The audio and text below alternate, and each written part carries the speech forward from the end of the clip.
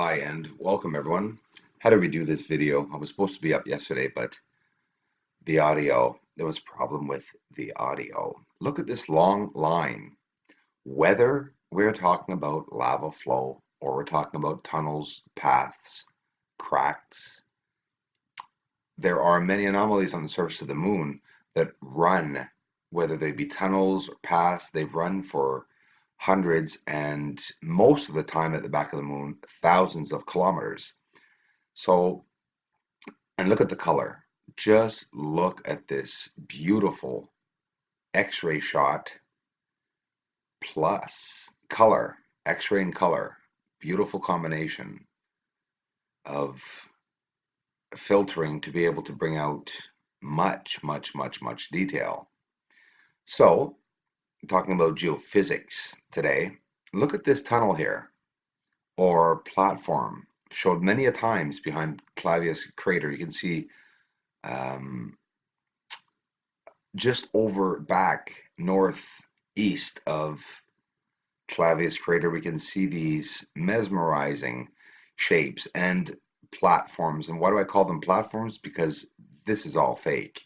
There's nothing natural in this. There are many rocks that were manipulated and they look like rocks, but I honestly do not believe that they are rocks. I believe that it's all a lie and a setup for us to believe that there's nothing out there.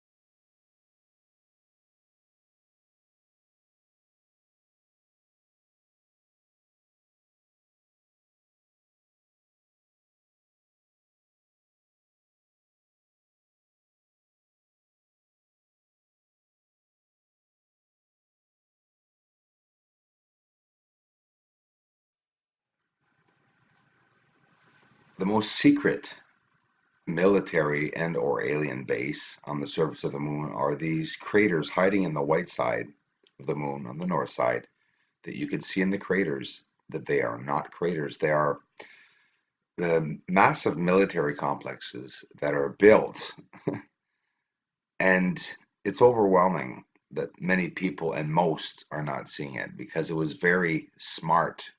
There's a manipulation involved in the photo processing to be able to see the structures this way, and this is what's absolutely mind-boggling and breathtaking. Each of these areas are connected and very complex setup. It's not just pixels. There are no pixels whatsoever. You have very clear photos here, and these are all centers, I call them, surrounded by massive structures. Here, Plato Crater, one of the best views you will ever see behind it in color, and you can see the ground level and many structures towering off the surface. An overall exceptional view, guys. So we're going to talk a little bit about geophysics and in the video to give us an explanation about lava flows. And thanks for watching, everyone. This is right behind the crater. Yes, these massive structures. Hard to believe that they're there, are they? No jokes. You can pan over Clavius crater and you just can't see them. You got to get in real close. These are nice. There's a blue flame. Yes, not a light. I believe a flame. It's activity. It's moving. It's behind Plato crater. Very active. I've filmed it in live footage also before, and it's there. Transient lunar phenomenon is the term, the proper term that NASA uses and scientists use for the light and or any strange activity, which is aurora borealis like lights on the surface, whether it be activity, any movement, is just classified as transient lunar phenomenon. It's a billowing light, active and lit on the surface of the moon, guys. When ISIS, the Daesh scumbags, when they bomb people, is it considered transient lunar phenomenon? No. So what's the difference between finding activity in a flame on the surface of the moon as compared to a bomb going off on the Earth? When the bomb goes off on the Earth, it's activity. Because someone threw it, right? Jeez. Well, on the moon, if we're seeing a flame burning and or coming out of some kind of a pipe, is it a transient lunar phenomenon? I can't get over that. A transient lunar phenomenon. Oh, there's a blue mist over there, and there's like little explosions and sparks of light coming out and beaming up into the sky, reflecting off these pyramid-like objects on the surface of the moon. Yeah, it's transient lunar phenomenon. An unexplained light. Okay. Well, didn't the billions of dollars that you guys, or trillions of dollars that you guys have gotten, and that was missing from the Federal Reserve, but didn't you guys do anything in space? Like, what did you do? You sent New Horizons to Pluto to show us a ball of ice instead of showing us the beautiful sun shining over Pluto? Right, Technothanks? We all know, we all know, we all know, we all know. No matter how far you get out there in the universe, there's going to be a sun waiting right there with a nice little planet with lots of minerals on it and water molecules all around the atmosphere there to create life and anything you want. And if that planet explodes, don't even worry about it. There's one lurking right behind it. Or maybe one will be created with the big explosion, and we'll just fly around the sun and come back and land on that new planet once it cools down, right? Aristarchus crater. Now, you see yesterday's video, we saw all the nice levels. It's still very nice here, but now what? How come we see just this one path? You see how there's a massive difference in the millimeter and or zoom of your telescope, depending on how close or far you are from a crater. It varies a lot. And here, well, showing you the pathways, possible pathways, of how they can get around. Ejecta does not climb mountains the way they say that it does in these straight lines like that. Well, you can see here straight lines. Looks like a massive complex and or barriers or walls again or paths, whatever they may be. They're not natural. Now, if this is ejecta or basalt, how could it form this way? It just can't, guys. Now, lava flows. I've studied a little bit about volcanoes and eruptions, and boy, that opens up another can of worms, guys. There's just so much um, actually important quantitative parameters have been developed during the past 2 decades that relate to the rheology, eruption, and emplacement mechanisms.